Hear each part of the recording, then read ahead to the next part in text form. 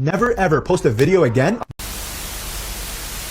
Daniel LaRusso is peak second-generation immigrant representation. It's right there in his name, he's Italian. He's a white character, a white main character, but he's not the classic white American we've seen in teen films or action movies. Also, he doesn't look white. I understand that there's other action characters who also aren't the everyday white American, especially with white American characters being played by foreigners. But what makes Daniel different is his portrayal, not just who portrayed him. The Karate Kid is a teen film and an action film, in my opinion anyways. The biggest appeal of 80s action was explosions, martial arts, and masculine men. Teen films were all about glorifying nerds, grape culture, and promoting toxic relationships. That's a lot of teen films. The Karate Kid franchise is like a breath of fresh air. Daniel isn't a nerd. His only friends are his girlfriend and her friends who do not like him.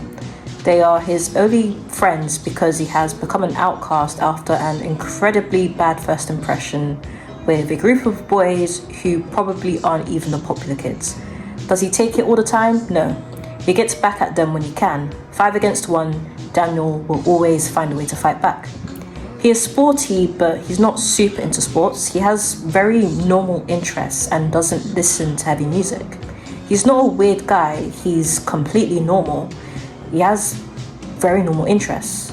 He's just a regular teenager and he doesn't fit in any category.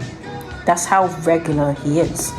Daniel is realistically written, and the writers gave that characterization to an Italian boy.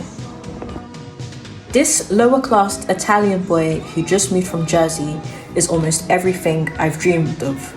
A minority main character who isn't written stereotypically with a lot of care poured into their story, without their ethnic background being the main center point of their story.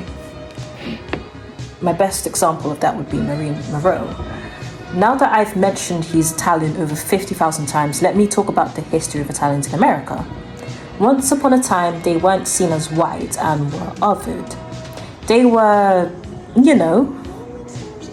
they had to overcome prejudice. They were considered members of a lower biological order, dirty, less intelligent, criminal prone, culturally inferior. You get the gist. That is until the mid-1920s. I mean, there's more to it with the whole copying white people and becoming white supremacists for acceptance and whatever else was happening, but I'm gonna leave it there. You guys may be thinking that this means nothing, but I believe that it changes things regarding who Daniel is. We don't know if Daniel is second generation or if his great-grandparents came in the 1800s, but he does not look white, as I said before. I mean, you can see it in his tan. I'm not saying that the first film was rooted in discrimination because that clearly isn't the case. Daniel wasn't going through any race-related discrimination, far from it. But think of this, a young Italian boy being bullied by a group of blonde white boys who are all taller than him. He gets his closest trusted adult other than his mum, and that is an Okinawan man, not Japanese, Okinawan. They go to the karate instructor to ask him to tell his students to chill out.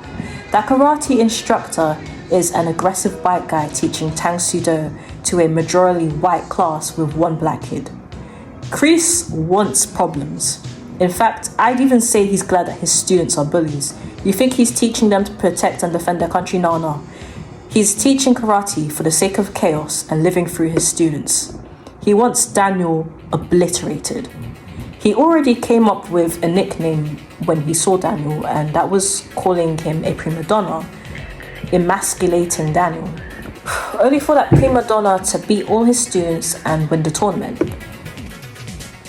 I think it was pretty much peak minority representation for Daniel to end up beating all of them in the tournament. Like, all of these white blonde boys lost their crap over being beaten by one single prima donna. Even when his leg got slimed, Daniel's enemies did not prevail. We shall overcome. That's what this was giving. Daniel is my comfort character. I never realized why I related to him so much growing up until I started writing this essay. While my struggles weren't rooted in being black or coming from an African family, I still felt an isolation and otherness even amongst fellow black students. I was quick to anger, making it easy for my bullies to rage bait me, and I was hooked up on revenge. Oh, that sounds familiar. And Daniel was forced to undergo changes in his life and can never catch a break. Even though he has friends, they don't feel like actual friends and avoid him after he gets humiliated. Amongst his outbursts, he expresses vulnerability, tiredness, and it isn't played for laughs, nor is it a social commentary. It wasn't done as a boys should be allowed to cry moment, but it was naturally and realistically done to the point that there was something alien about it. And I'm calling it alien because this is a teen film from the 80s. Yes, none of that has to do with race, but after the events of the first film, we see more of Daniel and his circumstances. He's always moving around and never sticks in one place, adopts other cultures' customs as his own, but neglects his own. Him being Italian isn't his personality, but he still, though distantly, maintains a connection with that heritage. As a child of first-generation immigrants, this is a lot to me.